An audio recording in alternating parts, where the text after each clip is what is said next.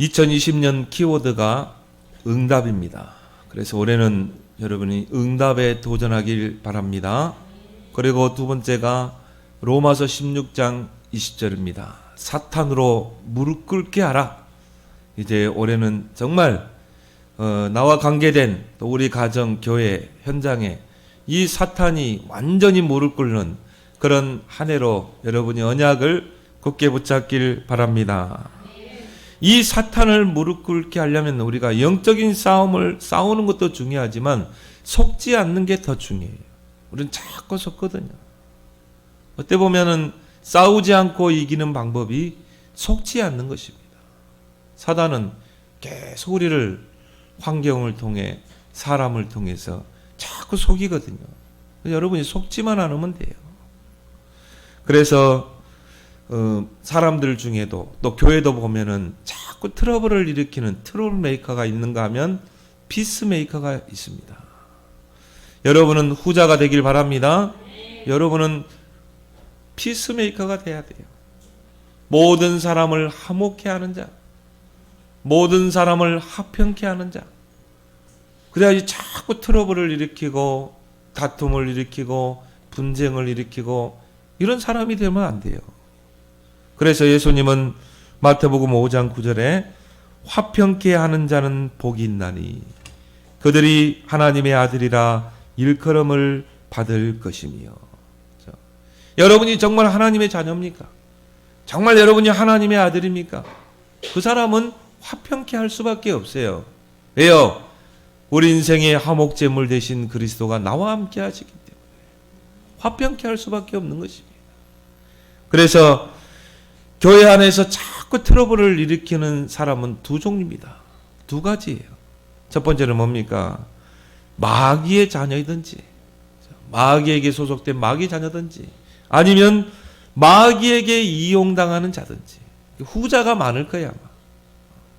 그리스도를 통해 구원받고 마귀 자녀에서 하나님의 자녀가 됐지만 마귀에게 자꾸 이용당하는 사람.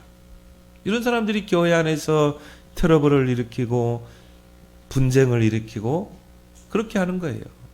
그래서 모든 분쟁의 원인자는 사탄 마귀입니다. 사단이란 그 이름의 뜻이 이간자, 분리자 그런 뜻 아니겠습니까?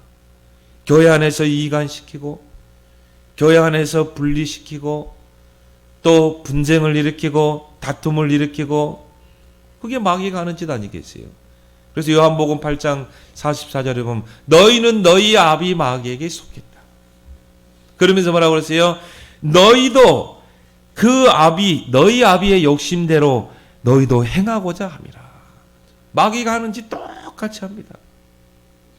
마귀가요 분리시키잖아요. 똑같이 교회 안에서 마귀가 하는 대로 똑같이 해요.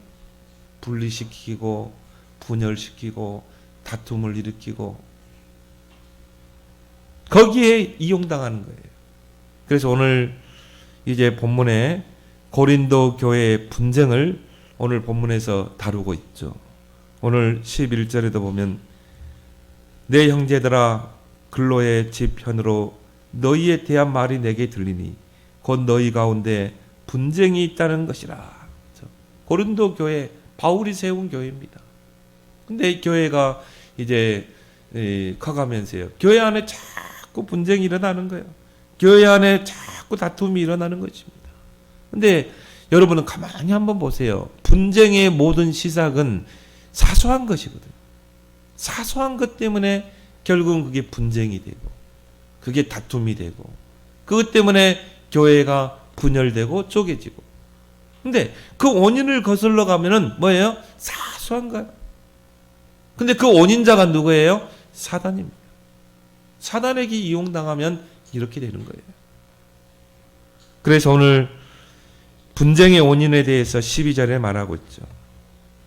내가 이것을 말하거니와 너희가 각각 이르되 나는 바울에게, 나는 아볼로에게, 나는 게바에게, 나는 그리스도에게 속한 자라 한다는 것이니. 결국 고린도 교회의 문제는 뭡니까? 세례 문제거든요. 누구에게서 세례를 받았느냐?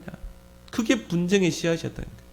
나는 아볼로에게 세례를 받았다. 나는 바울에게서 세례를 받았다. 어떤 사람은 게바 누굽니까? 베드로에게서 나는 세례를 받았다. 나는 이것저것 다 싫고 나는 그리스도에게 직접 세례를 받았다. 이런 뭔가 이 파벌이 교회 안에 형성이 되고, 나는 정말 이 바울에게 세례를 받았기 때문에 나는 어떻게 보면은 교회 안에서 우위에 서야 된다. 또 어떤 사람은요, 아니다. 바울이 고린도 지역에 목회하기 전에 아볼로가 목회했지 않냐. 나는 아볼로에게 이 세례를 받았기 때문에 내가 정통이야. 교회 안에 사소한 것, 이런 세례 문제 가지고요, 서로 분쟁이 일어나고 파벌이 일어나고, 누구만 기뻐해요? 사단만 기뻐하는 것이죠. 그래서 바울은 이 문제를 해결해야 되기 때문에 이제 이 서신을 보내는 것입니다. 오늘 바울의 말을 한번 들어보세요. 오늘 13절에 보면 그리스도께서 어찌 아니었느냐. 바울이 너희를 위하여 십자가에 못 박혔으며 바울의 이름으로 너희가 세례를 받았느냐. 나는 그리스보와 가이오 외에는 너희 중 아무에게도 세례를 베풀지 아니한 것을 감사하노니 이는 아무도 나의 이름으로 세례를 받았다 말하지 못하게 하려 합니다. 그게 중요하지 않다는 거죠. 정말 한 그리스도를 섬기는 교회 안에서 왜 이렇게 나뉘었냐 이 말이죠. 그러면서 바울은 내가 또한 스데바나 집 사람에게 세례를 베풀었고 그 외에는 다른 누구에게 세례를 베풀었는지 알지 못하노라. 오늘 여기 보면은 스데바나 집 사람이 나옵니다. 바울이 고린도에 와서 복음 전하고 첫 열매가 이 그리스도예요. 이 스데바나 집 사람입니다. 어떻게 보면은 바울과 함께 처음에 이 열매 맺은, 복음의 첫 열매 맺은, 또 고린도 교회가 시작될 때 이 집에서 시작됐거든요. 우리가 이제 알다시피 브리스길라 올라오지만 성경을 자세히 보면 이 스데바나 집 사람들이 먼저 복음 받았어요. 그래서 바울이 너무 귀하기 때문에 세례를 준 것입니다. 그 외에는 나는 세례를 베푸는지 알지 못하노라. 그러면서 바울은 중요한 이야기를 17절에 말합니다. 그리스도께서 나를 보내심은 세례를 베풀게 하려 하심이 아니요 오직 복음을 전하게 하려 하심이로되 말의 지혜로 하지 아니함은 그리스도의 십자가가 헛되지 않게 하려 합니다. 그리스도께서 나를 보내신 것은 저는 세례 베풀기 위해서 보낸 게 아니라 이 말이에요. 진짜 중요한 결론은 뭡니까? 오직 복음을 전하게 하려 하십니다. 그렇죠? 본질을 놓치면 안 돼요. 본질을 놓친 건 어떻게 됩니까? 이런 사소한 것 때문에 교회 안에서 분쟁이 일어나고 다툼이 일어나는 것입니다. 그래서 첫 번째로 여러분이 기억할 것은 뭡니까? 모든 분쟁의 중심에는 창세기 3장, 6장, 11장이 있어요. 올해는 여러분이요 꼭 한 다락방에 응답을 받는 해가 되길 바랍니다. 다락방이라는 건 뭡니까 여러분? 현장에서 내가 만난 사람을 복음을 전해서 영접시키고 그 사람을 어떻게 해요? 양육을 통해서 이 사람의 각인 뿌리 체질을 완전히 바꿔야 돼요. 어떻게 보면은 이 사람이 예수를 믿고 하나님 자녀 됐지만 이 사람 안에는 아직 불신자로 있을 때 창세기 3장, 6장, 11장이거든. 나 중심, 육신 중심, 세상 중심, 뭔가 출세, 성공 이런 것들이요 다 각인 뿌리 체질로 완전히 굳어 있는 거예요. 그래서 우리가 다락방이라는 건 뭡니까? 정말 복음을 집중시켜서 이 사람의 각인 뿌리 체질을 완전히 바꾸는 것입니다. 138 오직 그리스도 하나님 나라 오직 성령으로 바꿔서 교회 데려와야 돼. 나는 이를 보면서 교회 안에서 분쟁을 일으키고 나는 부교육자 때 많이 봤거든요. 그리고 목사님 대적하고 목사님 힘들게 하고 결국 교회 떠나고 나는 그런 그 사람들을 보면서요. 그래 권사하고 장로지만 결국 이게 남아있구나. 창세기 3장, 6장, 11장이 그대로 남아있는 거예요. 이게 그대로 각인 뿔이 체질이 되어 있는 거예요. 그래서 분쟁의 모든 중심에는 창세기 3장의 나 중심이 있습니다. 내가 해야 되고 나 중심으로 해야 되고. 그래서 하나님께서 이사야에게 주신 복음이 뭡니까? 이사야 7장 14절에 처녀가 잉태하여 아들을 낳을 것이요 그 이름을 임마누엘이라. 그 임마누엘을 해석한즉 하나님이 우리와 함께 계시도다. 참 다행인 것 같아요. 하나님이 나와 함께 계시다 그러면요 다 나를 주장하고 봐라 하나님이 나와 함께 하지 않냐? 그러니까 내 이 뜻대로 해야지. 네, 하나님이요 우리와 함께 하시도다. 이게 교회인 줄 믿습니다. 우리와 함께 하기 위해서 그리스도가 이 땅에 오신 거예요. 임마누엘은 우리와 함께 하시는 것이에요. 그 말은 뭡니까? 나를 주장하면 안 된다 이 말이에요. 우리는 우리를 주장하고 함께 온리스돼야 될 줄 믿습니다. 이게 교회예요. 고린도 교회가 이제 성장하면서 자기를 나타내려고 하는 자들이 나오게 되고 또 거기에 세력을 형성하는 자들이 나타나게 됩니다. 그렇게 해서 뭡니까? 자꾸 분쟁을 일으키고 교회 안에 분열을 일으키고. 그래서 여러분 교회는 유형교회가 있고 무형교회가 있어요. 유형교회는 눈에 보이는 교회입니다. 예배당 건물이 있고 거기에는 제도가 있고 거기에는 목사님도 있고 직분도 있고 행정도 있고 이게 유형교회입니다. 근데 그 유형교회 안에는 진짜 눈에 보이지 않는 무형교회가 있어요. 무형교회는 뭡니까? 눈에 보이지 않습니다. 무형교회는 구원받은 자들이 모이는 게 교회예요. 교회는 정치인들도 올 수 있어요. 어떤 사람은 장사 위에서 온 사람도 있고요. 불신자도 와 있을 수 있어요. 유형교회. 근데 그래서 교회는 말이 많은 거예요. 그래서 교회 안에는 분쟁이 많을 수밖에 없는 거죠. 근데 중요한 거는 모든 성도가 한 언약으로 딱 하나가 되면 다 분쟁은 사라지게 돼 있어요. 왜 우리가 초대교회를 자꾸 언급하냐면 초대교회는 철저하게 138 언약으로 하나 됐거든요. 그러면 뭐 다툴 필요도 없고 그것 때문에 시기하고 질투할 필요도 없는 것입니다. 그래서 유형교회 안에는요 양이 있는가 하면 염소도 있고 알곡이 있는가 하면 쭉정이도 있고 또 유형교회 안에는요 기름을 준비하는 자가 있고 기름을 준비하지 않는 자가 있어요. 이 사람들이 이제 교회에 문제를 일으켜요. 염소의 특징이 뭡니까? 자꾸 들이받잖아요. 어릴 때 시골에서 염소를 보니까요 막 뿔로 막 들이받으려고 해요. 꼭 교회 안에 보면 염소들이 있거든. 교회 안에 보면 쭉정이들이 있어요. 교회 안에도 보면요 기름을 준비하지 않는 사람, 이런 사람들이 이제 교회 안에서 분열을 일으키고 분쟁을 일으키는 것입니다. 이런 사람 특징이 뭡니까? 철저하게 나를 알아주려고, 나를 주장합니다. 나를 내세웁니다. 나를 알아주지 않으면 어떻게 합니까? 막 삐집니다. 토라집니다. 그리고 나중에는요 세력을 형성하고 파벌을 형성하고 결국 뭡니까? 교회를 대적합니다. 목사를 대적하고 장로를 대적하고 그래가지고 어떻게 해요? 결국은 분열하게 되는 거예요. 여러분 큰 교회가 왜 분열됩니까? 결국은 쭉정이들이 나를 주장하기 때문에 그래요. 교회 안에 염소 교인들이요 자꾸 들이받는 거예요. 그렇게 해서 한국교회가 이렇게 분열이 된 것입니다. 장로교회가 분열이 된 것입니다. 이 분열의 중심에는 철저하게 나가 있는 거예요. 요 나가 문제라. 요 나.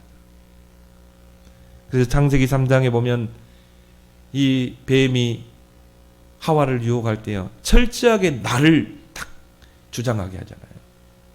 너희가 결코 죽지 아니하리라. 너희가 그것을 먹는 날에는 너희의 눈이 밝아져서 너희가 하나님처럼 될 것입니다. 누구를 강조했어요? 나를 강조하고 나를 주장하게 한 거예요. 하나님보다. 너희가 결코 죽지 않고 너희가 그것을 먹는 날에는 너희 눈이 밝아져서 너희가 하나님처럼 될 것이기 때문에 하나님 먹지 말라고. 철저하게 누구? 하나님을 배제시켜버린 것입니다. 네가 하나님이야. 네가 주인이야. 너에게 선택권이 있는 거야. 너에게 자유의지가 있는 거야. 네가 먹어도 되고 안 먹어도 되고 네 자유권 있는 거야. 네 마음대로 해야 돼. 할 수 있어. 철저하게 납니다. 이걸 하와에게 주입시킨 것입니다. 그래서 어떻게 했어요? 탁 선악과를 보니까 금단의 열매가 아니라 어떻게 해요? 보암직도 하고 먹음직도 하고 탐스럽기도 합니다.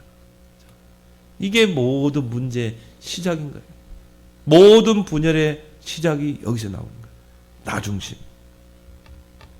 그래서 구원받은 자의 평생의 숙제가 있습니다. 여러분 주님 앞에 갈 때까지요 이 숙제를 해야 돼요. 그리고 여러분이 천국에 가서는 주님 앞에 그 숙제한 거 내놔야 돼요. 그 숙제 첫 번째가 갈라디아 2장 20절이에요. 내가 그리스도와 함께 십자가에 못 박혀 죽었나니 그런즉 이제는 내가 산 것이 아니요 오직 내 안에 그리스도가 사는 것이다. 나는 십자가에 못 박혀 죽었다. 이게 여러분이 주님 앞에 갈 때까지 평생의 숙제예요. 마태복음 16장 14절에 너희가 나를 따라오려거든 날마다 자기를 부인하고 십자가에 못 박고 나를 따르라. 날마다 나를 십자가에 못 박는 여러분의 숙제인 줄 믿습니다. 여러분이 이해관계 속에 있습니까? 저 집사 미워 죽겠어. 그런 이해관계 속에 있습니까? 어떻게 하면 돼요? 나를 십자가에 못 박고 따라가야 돼요. 날마다. 이게 우리의 숙제라니까요. 이거 숙제는 해야 돼요. 고린도전서 15장 31절에 나는 날마다 죽노라. 여러분이 어떤 집사하고 막 다툼이 있었다.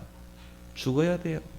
내가 죽어지면 분쟁은 해결되게 돼 있어요. 바울은 날마다 죽는다고 그러는데 여러분은 분초마다 죽길 바랍니다.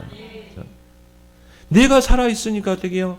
다툼이 일어나고 내가 살아있으니까 분쟁이 일어나고 이게 고린도 교회 문제 아닙니까? 이 숙제 꼭 하길 바랍니다. 갈라디아 2장 10절 마태복음 16장 24절 고린도전서 15장 31절 이 숙제만 여러분 잘해봐요. 두 번째 분쟁의 중심에는요 창세기 6장이 있습니다. 철저하게 육신 중심이거든요. 누구를 통해 세례를 받았느냐 이게 중요하지 않잖아요. 그 질문 자체가 육신적인 거예요. 나는 아볼로에게 세례 받았다. 나는 게바에게 세례를 받았다. 영적인 거 아닙니다. 육신적인 것입니다. 누구에게 세례를 받든지 무슨 상관이 있습니까? 뭐 상관없는 거거든요. 철저하게 육신적인 거예요. 교회 안에서 나를 주장하고 나를 나타내려 하는 것은요 전부 육신적인 것입니다. 그래서 여러분이 복음 편지에 보면은요 그림 세 가지 있잖아요.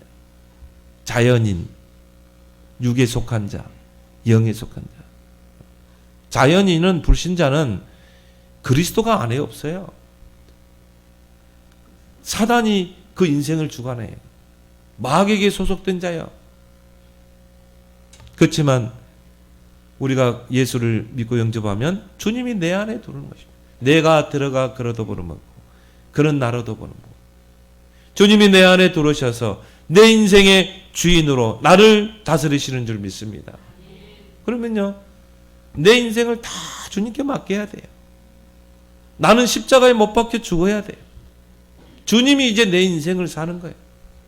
신앙생활은 뭡니까? 그 주님께 내 인생을 다 맡기는 것입니다. 우리는 언약 붙잡고 언약의 흐름을 따라가는 거예요.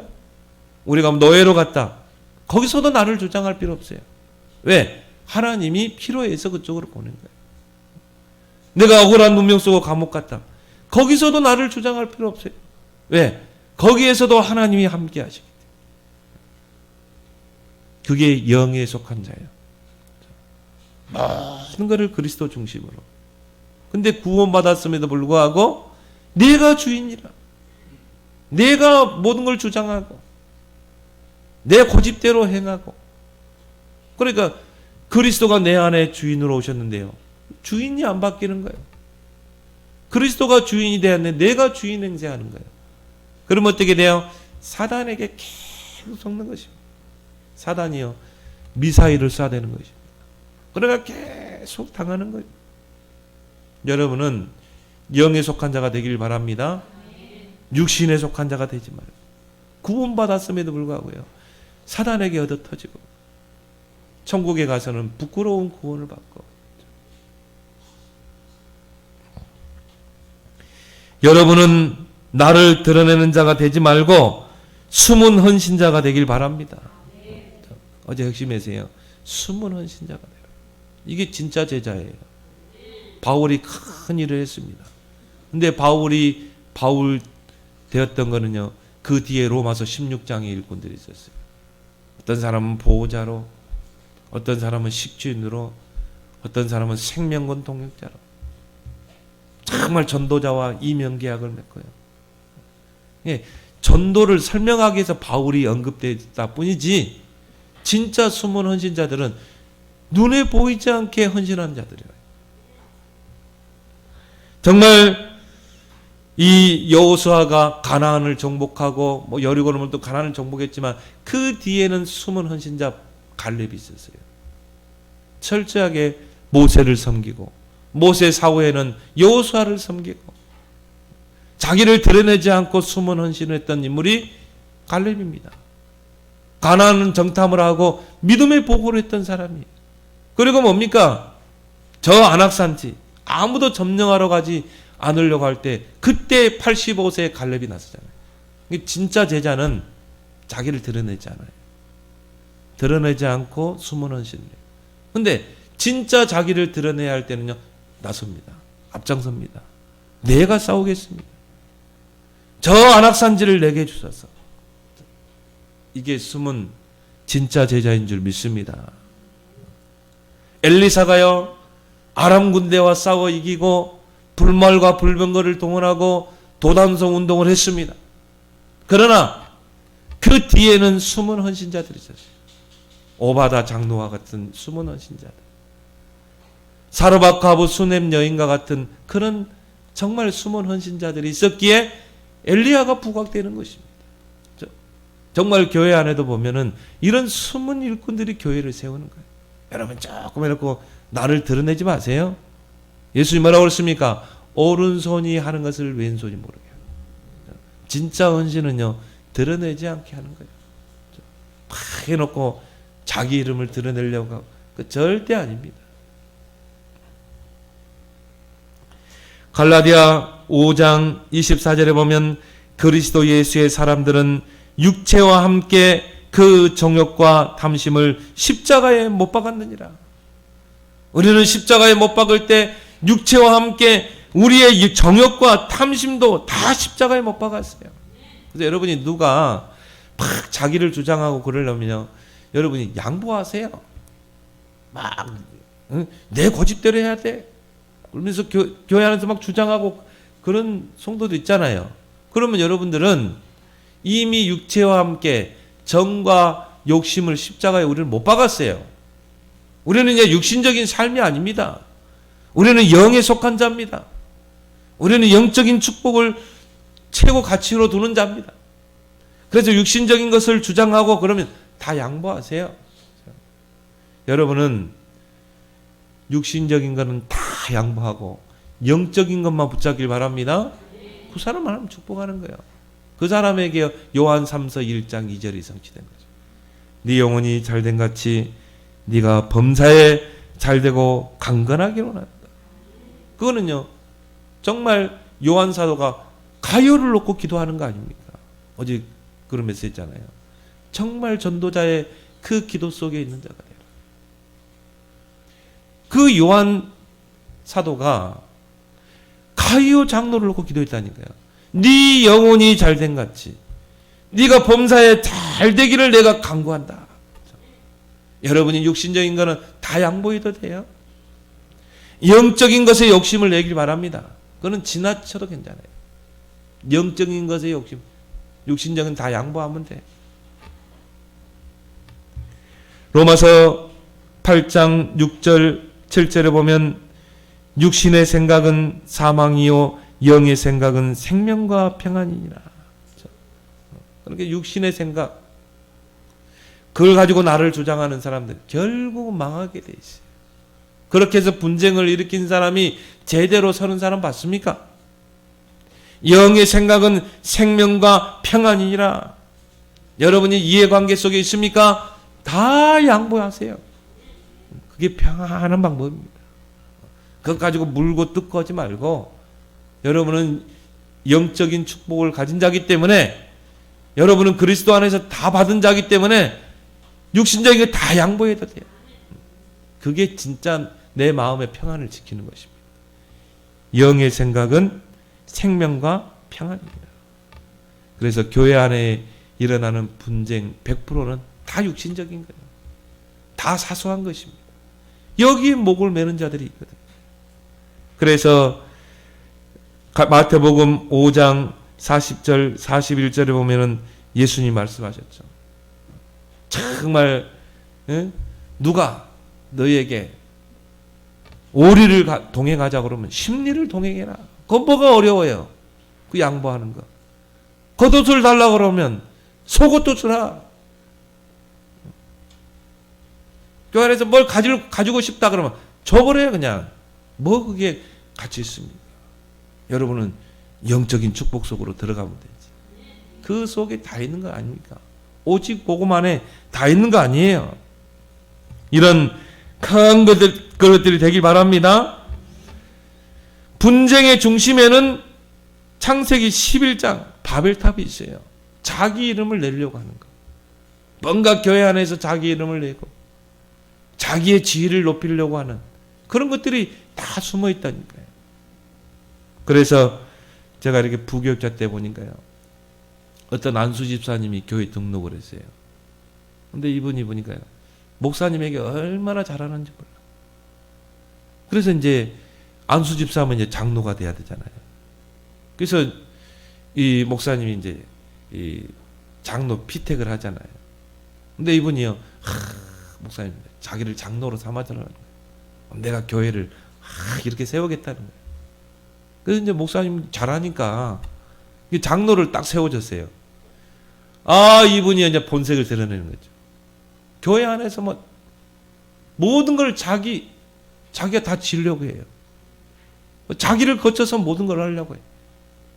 그래가지고 막 교회에 막 분쟁을 일으키고, 교회에 막 분열을 일으키고, 그것 때문에 막 교인들이 시험 들고, 나중에 이분을 보니까 이분이 다른 교회에서도 이렇게 분쟁을 일으키고 교회에서 나오는 거예요.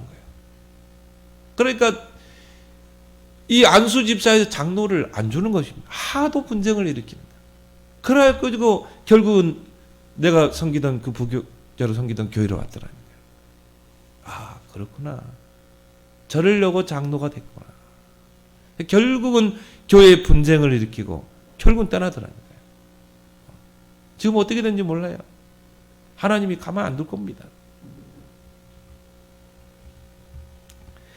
그래서 분쟁의 중심에는 철저하게 바벨탑이에요. 창세기 11장 4절에 우리가 성읍과 탑을 건설하여 그 탑 꼭대기를 하늘에 닿게 하여 우리 이름을 내자. 우리 이름을 내자. 내가 교회 안에서 내 이름을 내고 뭔가 자리 한 자리 차지하고 내 지위를 높이고 철저하게 바벨탑입니다. 이런 근성이 우리 안에 있다니까요. 그래서 교회에서 이걸 가지고 분쟁을 일으키고 다툼을 일으키고 분열을 일으키고 이게 고린도 교회였다 이 말이에요. 이 교회가 지금 똑같습니다. 그러면 우리가 이런 분쟁을 어떻게 해결할 수 있는가? 두 번째로 오늘 10절에 말하고 있습니다. 오늘 10절에 보니까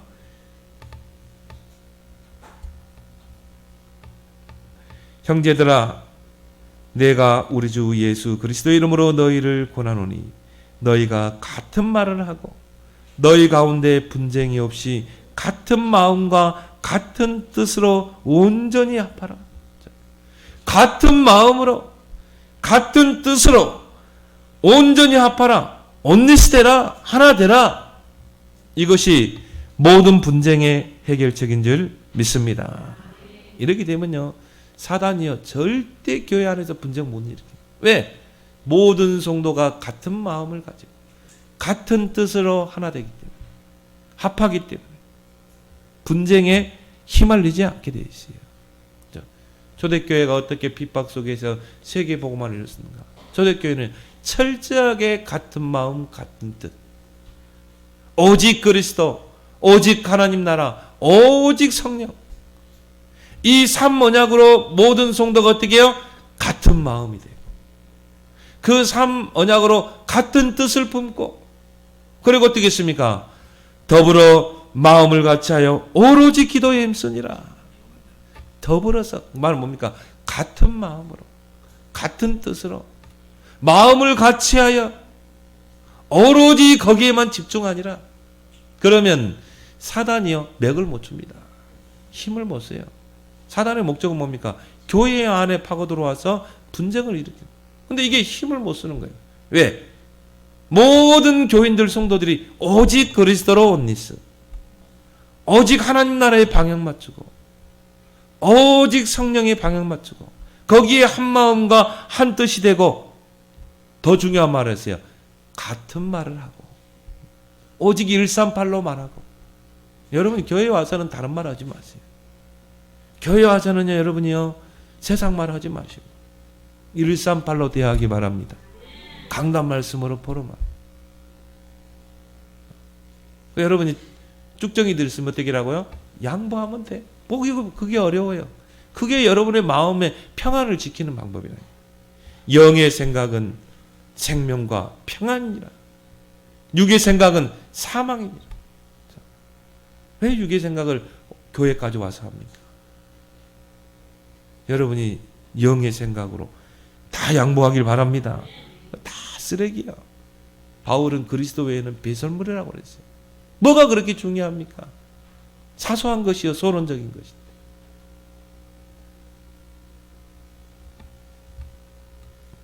그래서 야고보서 4장 1절에 보니까 너희 중에 싸움이 어디서부터, 다툼이 어디서부터 나느냐?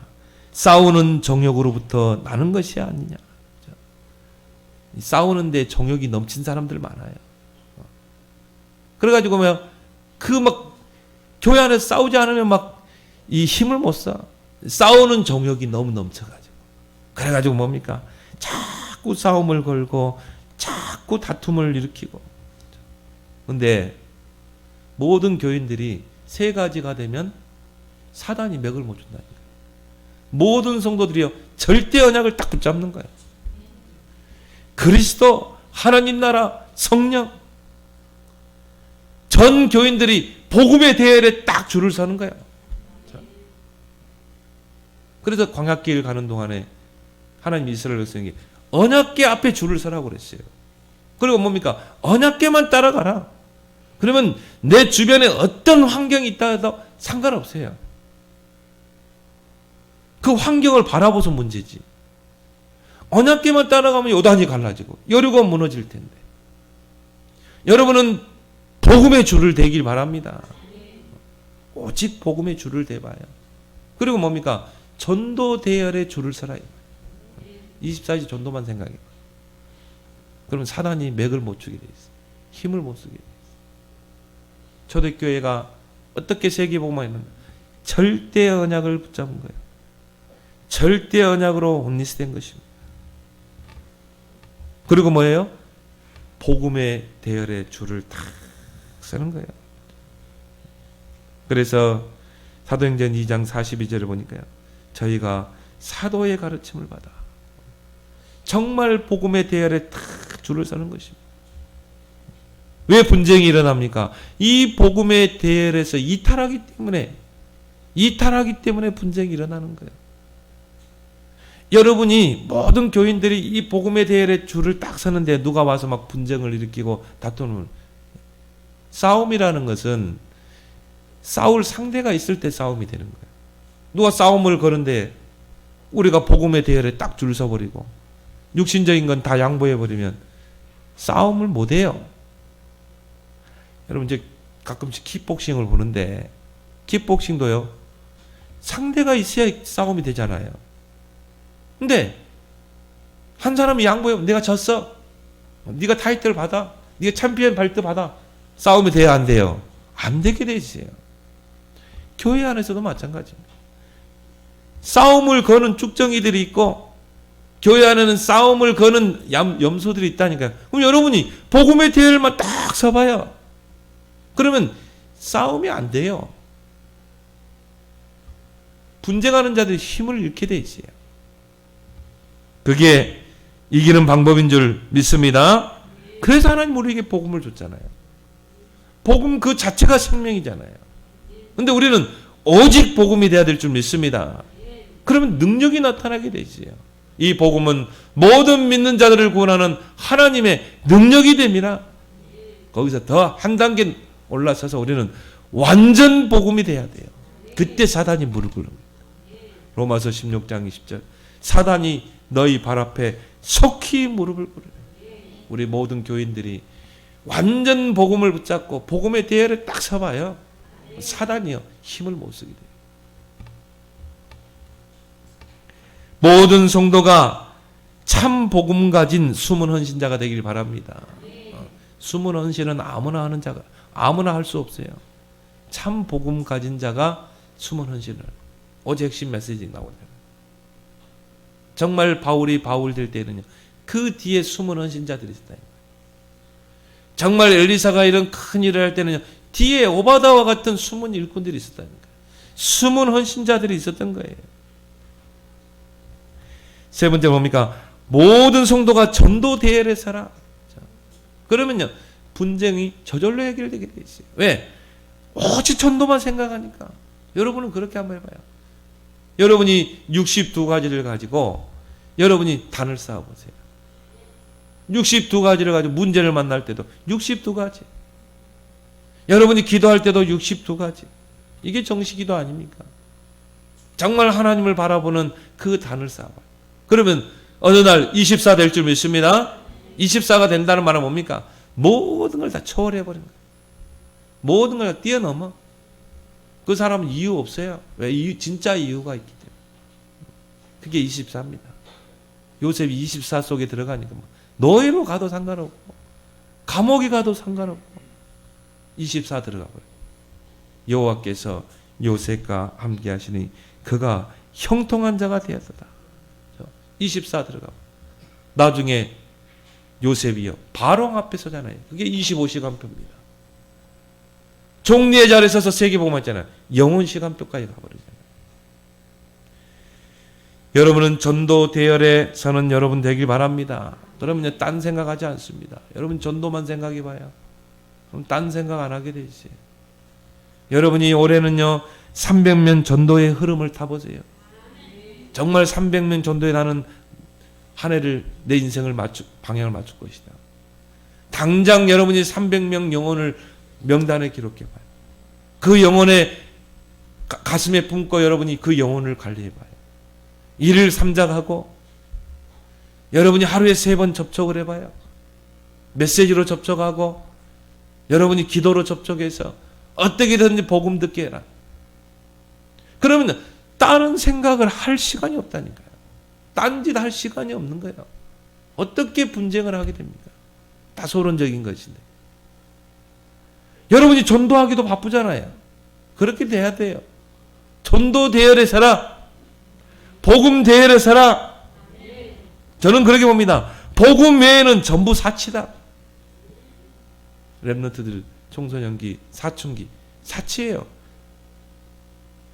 사춘기 할 시간이 어딨냐 이 말이에요. 우리 여성분들 갱년기 사치입니다. 여러분이 복음의 대열에 서고 전도 대열에 서는데 무슨 갱년기가 있습니까? 무슨 우울증이 있습니까? 치매 걸릴 그것도 사치예요. 치매 걸릴 시간도 없어. 왜? 오직 복음만 생각하고 오직 전도만 생각하는데 치매 안 걸립니다, 여러분. 여러분이요, 방에만 들어가 있어가지고 남편 때문에 소갈이하고 자식 때문에 소갈이하고 근심 걱정 고민하게 되면 치매 걸려요.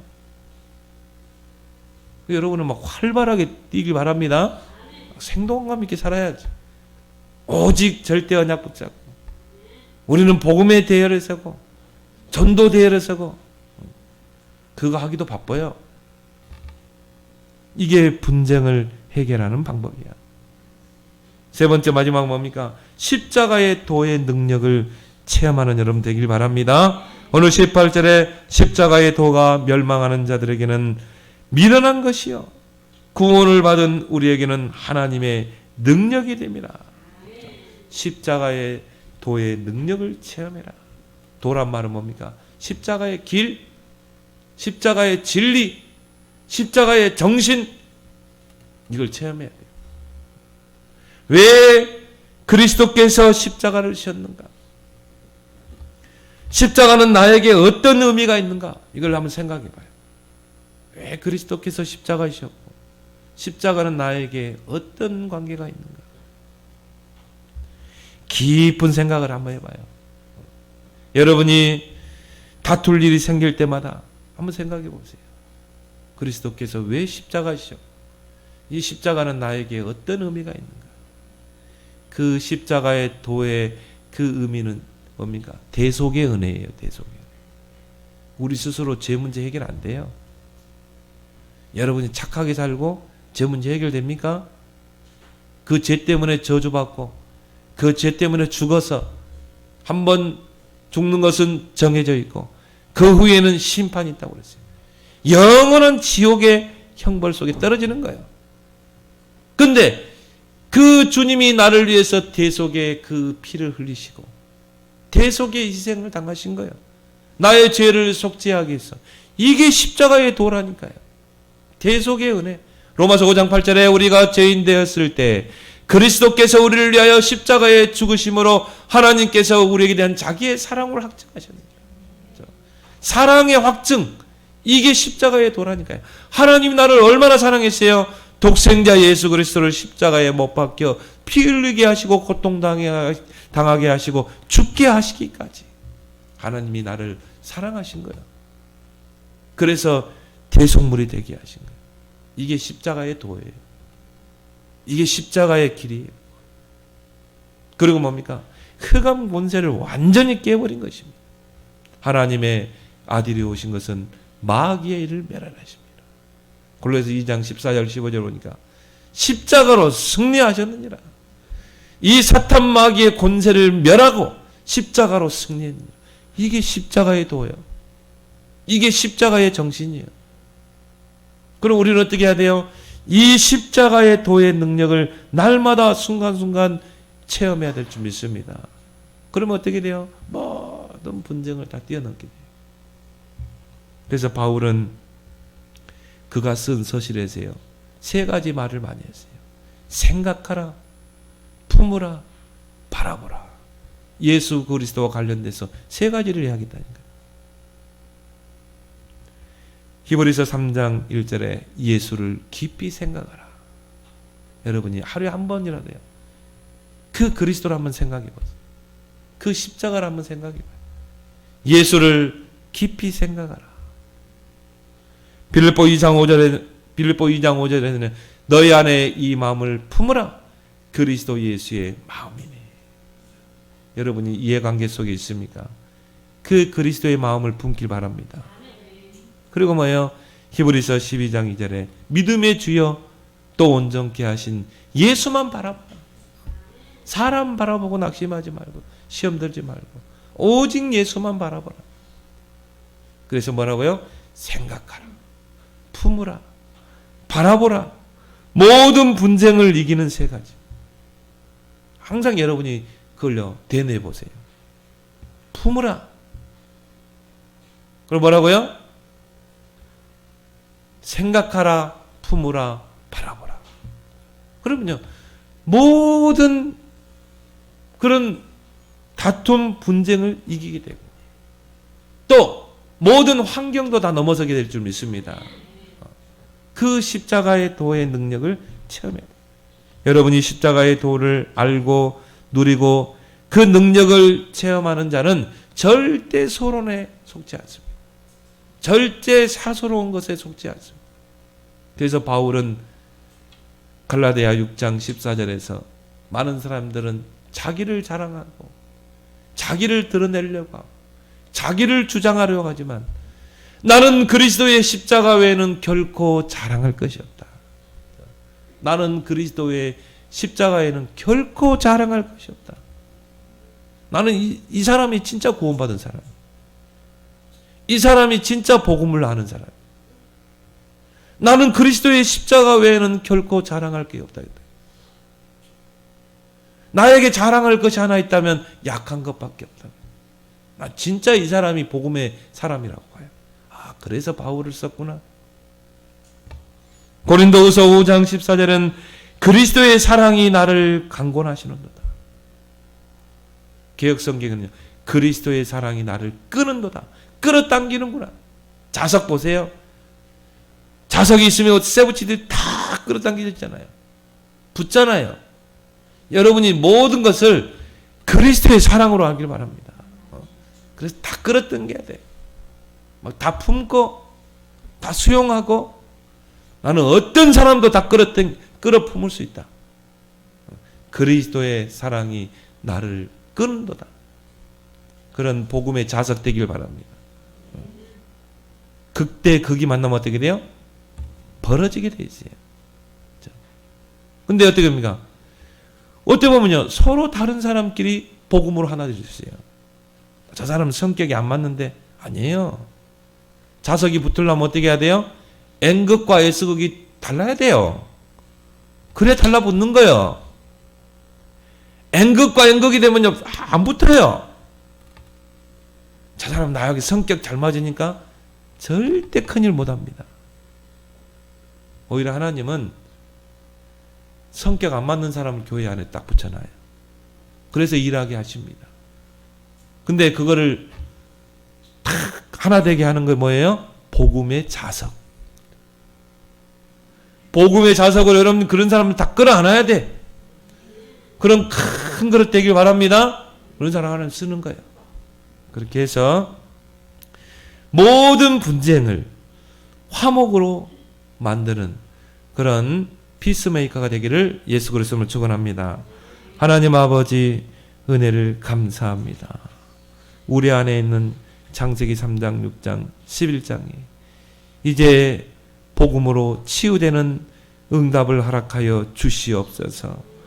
복음의 해결책은 같은 마음, 같은 뜻으로 하나 되는 것이라고 하였사오니 우리 모든 성도들은 절대 언약으로 하나, 복음의 대열에 서고 전도의 대열에 서서 우리는 하나 되게 하시고 그리스도의 십자가의 그 도로 모든 사람을 끌어안고 또 살리고 세우는 그런 복음의 자석이 되도록 역사에 주옵소서. 예수님 이름으로 기도드리옵나이다. 아멘.